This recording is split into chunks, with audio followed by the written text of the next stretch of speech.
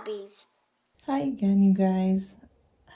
I know some folks had wondered about exactly how do you take a head off a pony to clean it. Let me show you how. Here's Peachy. This poor lady's just in need of probably a good cleaning, but she rattles on the inside. I'm not sure if you can hear that. Other than that, there's really nothing wrong with her. Her simples are nice and clear. Her tail is good. She doesn't have any rust from the washer, the original washer there. She does have a slight head body mismatch. If you have a UV box, you can pop her in there and use a little bit of cream to be able to even up her color if you like. But first I'm going to show you exactly how we're going to just take the head off. I don't use a lot of tools. I use mainly my hands, brute strength, and sometimes assistance with tools depending on how rigid the plastic is. Some of the ponies get harder the older they are, and some get really soft. Peachy does get pretty soft. She can squish pretty well. Most of the ponies don't do that, but Peachy does. And I think it's just the chemical makeup of the plastic that they used. So here we go. Most of the time you will see there will be a slight crack just to be able to get in there. And what I do is really try to not force it. If it's going to come apart, it's going to come apart.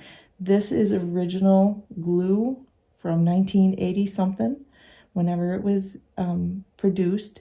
And so a lot of the times it can get hard and it will open up at the seam, and it actually is pretty easy. So as you can see, she's already come apart quite a bit, and you'll just feel that it'll come apart some more. See here? I usually just work it a little bit.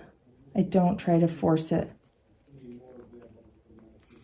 If I do need some assistance, I usually try to pull it apart as much as I can first before I jab an object in there. So you can use simple stuff like a butter knife. You can use a scalpel. I will tell you it won't make clean lines, but sometimes the glue that they put on is so strong, even after all those years, and there's really no other way to get into it. And unfortunately, sometimes I have had to use a scalpel. It's definitely not the best decision because if you cut through the ring, it's hard to make it just set right. So as you can see, I'm still slowly working it. There is more coming apart. Her body is really, really soft, and it actually is helping the process. So it's nice because I can just move it just that tiny bit. And you can see it is coming apart. I can feel it. It wants to give away. It's just not ready yet. So you got to kind of warm it up. Other times when you have a pretty solid seal around, I have used extremely hot water. I will put it in to also loosen up the glue too, and that might actually be my next step if it doesn't want to come apart. But I do feel like we're making really good headway on that. No pun intended. But it is coming apart. I do also use equipment from a dental cleaning kit. I can put that in the bottom in the description, and I can show you all those pieces. I think I'm going to go and grab that now. Alrighty, here we go. So I brought back a couple of the pieces from the dental kit. These are actually the two most useful pieces that I use. This one has a nice flat edge on both sides. That one's got a little bit of a curve, but that one's a nice flat one. So I like that when I'm trying to pry open the neck seam. It's nice and thin, but you can kind of get right in there. It works well. And then the other one that I use is this pick, okay?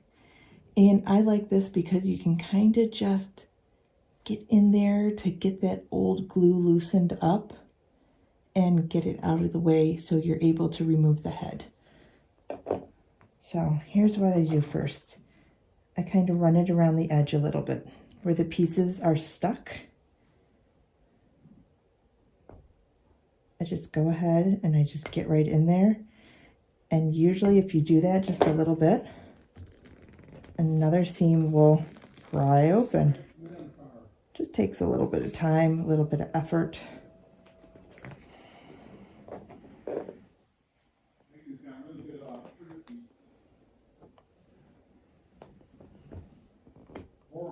It is coming away now.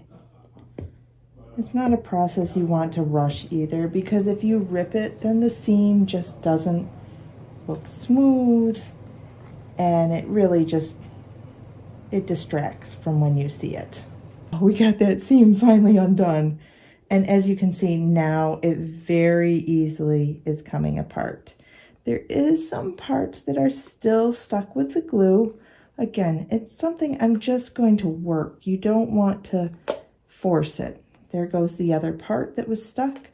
And then there is the front seam right here, which I'm just going to work really carefully.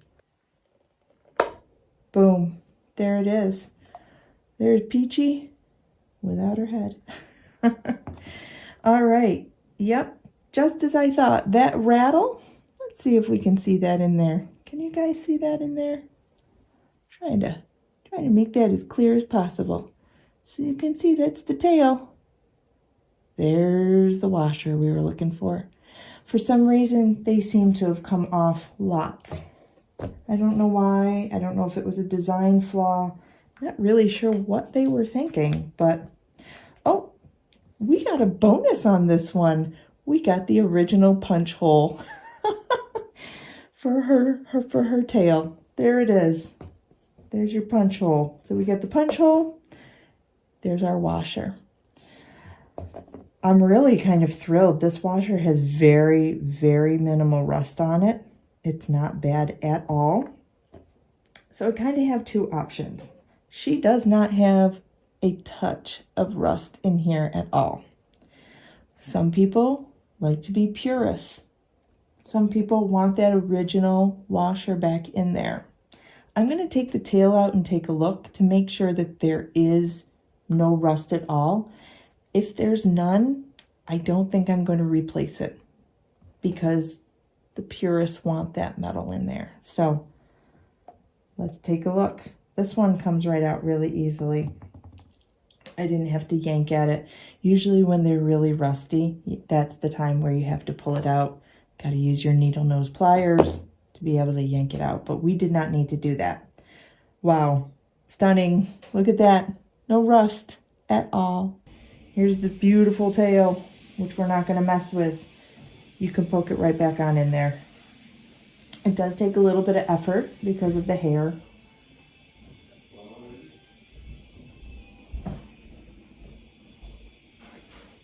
But you get it right in there, just like that. Then I'm going to use my handy dental tool again, or pliers, whichever you have with you. I like this one. It's kind of like a really nice little mini grabber. Put it right on in here. Get a pull right next to that and pull it through. So you're going to just take the washer, wedge it right back on over it.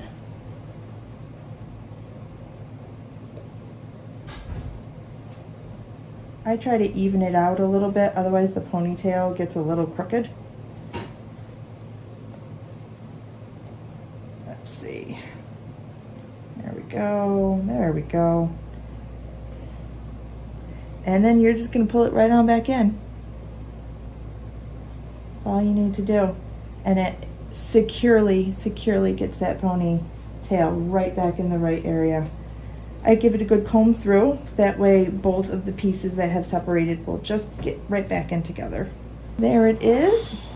And then because this pony is softer material, very easy, very pliable, bendable. It's quite easy just to give it a good squeeze, and then just I rotate it until I can get it on. And then to line it back up, you'll see those two little lines right there. And some people like to re-glue the head, some don't. When I am selling one that I have restored, I leave it unglued and I let the customer know that, so that is their decision if they want to go ahead and secure the head back on or not. Some people prefer that once the head's been taken off, leave it loose so it's easy access if they ever need to get in there. If the washer does break or come undone, or you start to see tail rust, that you easily can get in there.